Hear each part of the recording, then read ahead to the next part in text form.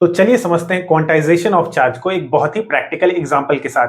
तो सपोज कि अगर मैं आपसे क्वेश्चन पूछूं कि आज के टाइम में इंडिया में स्मॉलेस्ट वैल्यू की करेंसी क्या है, सबसे स्मॉलेस्ट वैल्यू की करेंसी, तो आपका आंसर होगा 1 रुपी।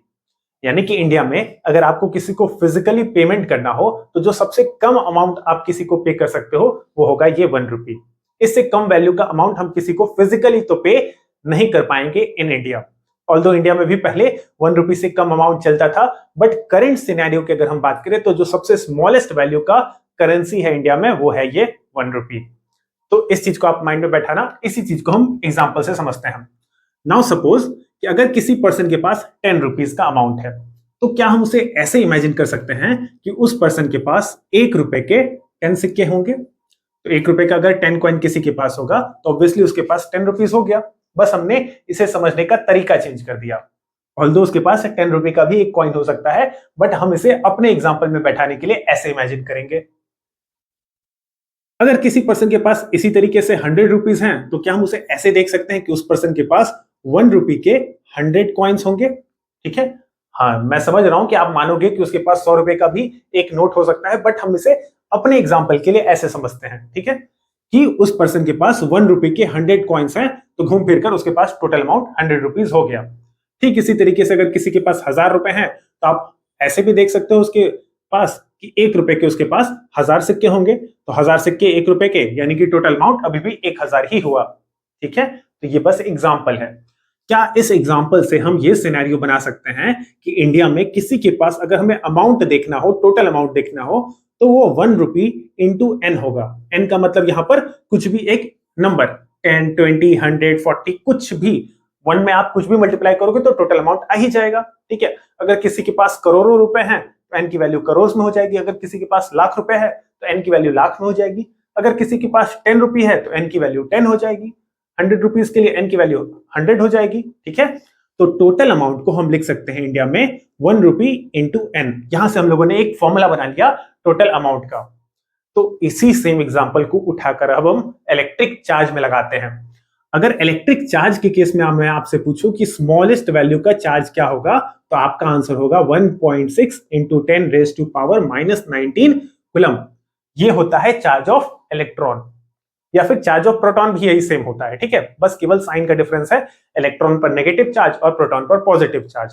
तो यहां पर हम लोगों ने इलेक्ट्रॉन का चार्ज ले लिया, केवल मैग्नीट्यूड लिया है, हमें साइन से कोई मतलब नहीं है। अच्छा, इस पूरे वैल्यू को हम एक सिंबल दे देते हैं, क्योंकि एक बहुत ही बड़ा नंबर है, इसे बार बार लिखना दिक्कत हो सकता है, तो हम इसे एक सिंबल दे देते हैं, स्मॉल लेटर ई। तो स्मॉल लेटर ई का मतलब यही सेम वैल्यू होगा। ओके, तो सपोज कि अगर किसी के बॉडी के पास, किसी बॉडी के पास ये है चार्जेस। ठीक है, ये चार्ज एग्जिस्ट करता है 3.2 into 10 raise to power -19 coulomb. इतना चार्ज किसी बॉडी के पास है, तो क्या हम उसे ऐसे देख सकते हैं कि उस बॉडी के पास 1.6 यानी कि ये वाला charge into 10 to the power -19 coulomb into something होगा, इंटू समथिंग का चार्ज होगा। मैं ऐसा क्यों कह रहा हूं, क्योंकि जब स्मॉलेस्ट अमाउंट था 1 रुपी, इंडिया में 1 रुपी, तो किसी के पास कितना भी अमाउंट हो, 10 हो, 20 हो, 100 हो, 200, 230, 240, वो हमेशा 1 रुपी का ही मल्टीपल होता था। तो इसी तरीके से अगर electric charge, smallest electric charge का वैल्यू ये है, तो किसी बॉडी के पास अगर चार्ज है, कुछ भी चार्ज है, तो इसी का कुछ ना कुछ मल्टीपल होगा। तो इस केस में अगर हम मल्टीपल देखें तो ये वाला जो चार्ज है वो स्मॉलेस्ट चार्ज का 2 टाइम्स है। आप इसमें अगर 2 से मल्टीप्लाई करोगे तो ये चार्ज मिलेगा। अगला एग्जांपल देखते हैं। अगर किसी की बॉडी के पास 40 into 10 to the power -19 coulomb का चार्ज है, तो क्या हम उसे ऐसे देख सकते हैं कि ये चार्ज, स्मॉलेस्ट चार्ज यानी कि इस चार्ज का 25 टाइम्स होगा। अब ये 25 कैसे आ गया, बहुत ही सिंपल है, आप 25 इंटू 1.6 करके चेक कर सकते हो कि टोटल चार्ज 40 ही आ रहा होगा। या फिर आप 25 से इस 40 में डिवाइड करो, ये चार्ज ऑफ इलेक्ट्रॉन ही आएगा। बस देखने का तरीका है।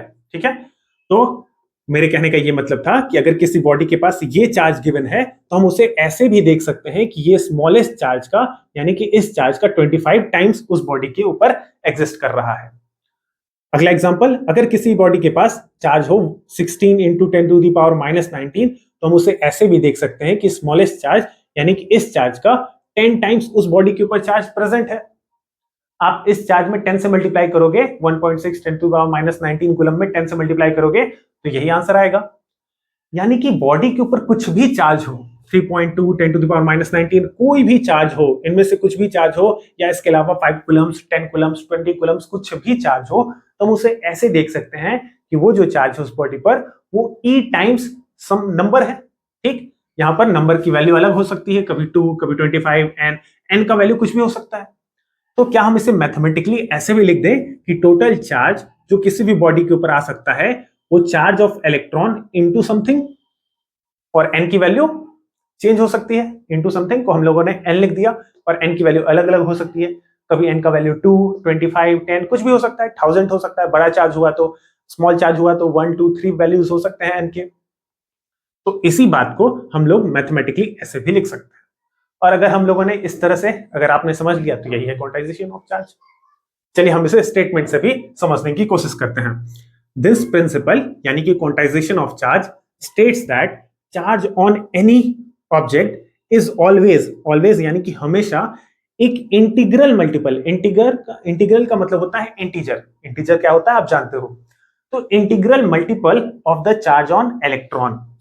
तो किसी भी बॉडी के ऊपर कोई भी चार्ज अगर है तो वो चार्ज हमेशा मल्टीपल होता है चार्ज ऑफ इलेक्ट्रॉन का। किसी भी बॉडी के ऊपर कोई भी चार्ज है तो वो चार्ज हमेशा मल्टीपल होता है, सम मल्टीपल होता है of the charge of electron. Charge of electron का ही तो मल्टीपल है, वो 2 टाइम्स हो, 25 टाइम्स हो, 10 टाइम्स हो, 1000 टाइम्स हो, लाख टाइम्स हो, लेकिन हमेशा इसी चार्ज का मल्टीपल होता है। तो यही है क्वांटाइजेशन ऑफ चार्ज। इसी चीज को हम लोगों ने मैथमेटिकली ऐसे लिख दिया कि Q यानी कि charge is equal to n, यानी कि जो कि एक इंटीजर वैल्यू हो सकता है जिसका वैल्यू कुछ भी होगा, n का वैल्यू हमें नहीं पता, और E का वैल्यू हमें पता था तो E का वैल्यू हम लोगों ने लिख दिया 1.6 10 to the power minus 19 coulomb, क्योंकि E है चार्ज ऑफ इलेक्ट्रॉन। तो किसी भी बॉडी पर आने वाले चार्ज को हम इस वे में लिखकर दिखा सकते हैं, यही है क्वांटाइजेशन ऑफ चार्ज। अच्छा, n की वैल्यू इंटीजर है, यानी कि n की वैल्यू कुछ भी हो सकती है, कोई भी नेगेटिव वैल्यू, इंटीजर आप जानते हो कि कोई भी नेगेटिव, कोई भी पॉजिटिव वैल्यू, इवन 0, लेकिन अगर हमने n की वैल्यू 0 रख दी तो टोटल चार्ज 0 आ जाएगा, बट 0 चार्ज भी तो होता है, अगर हमें 0 चार्ज रिप्रेजेंट करना हो तो n की वैल्यू उस टाइम पर 0 हो जाएगी। वैसे अगर हम n की वैल्यू नेगेटिव लग लें, कुछ -5, -2, -1, -1000, बड़े वैल्यूज भी हो सकते हैं। अगर पॉजिटिव में हम ले लें तो +3, +7, +8, ठीक है, 19, 20, कुछ भी आप लेना चाहो, 19, 30, ये सारे वैल्यूज पॉसिबल हैं n के लिए। नेगेटिव वैल्यूज अगर हैं तो वो चार्ज जो आएगा वो नेगेटिव में आएगा, अगर पॉजिटिव वैल्यूज हमने लिए हैं तो चार्ज पॉजिटिव आएगा, इससे फर्क तो पड़ेगा नहीं। जो टोटल चार्ज होगा वो हमेशा n टाइम्स ऑफ E ही होगा। नेगेटिव और पॉजिटिव तो केवल हमें चार्ज का नेचर बताएंगे कि पॉजिटिव चार्ज है या नेगेटिव चार्ज है। n की ये जो वैल्यूज हैं वो तो हमेशा एक इंटीग्रल मल्टीपल ही होगा of the charge of electron. तो यही है क्वांटाइजेशन ऑफ चार्ज।